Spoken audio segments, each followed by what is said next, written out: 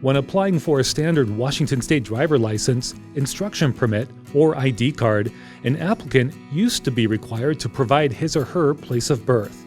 That changed in January 2018, when the Department of Licensing used a process called emergency rulemaking to stop the collection of place of birth information.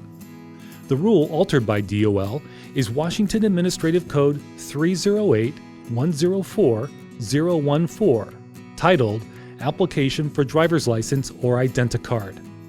The new emergency rule ending the collection of place of birth information takes effect on January 26, 2018. This emergency rule remains in effect for 120 days. During that 120-day period, DOL will take the standard steps required to permanently eliminate the old practice of collecting place of birth information from people applying for a standard driver license, instruction permit, or ID card. DOL is required to hold a hearing and seek public comment on this change. Later this spring, more information will be available here.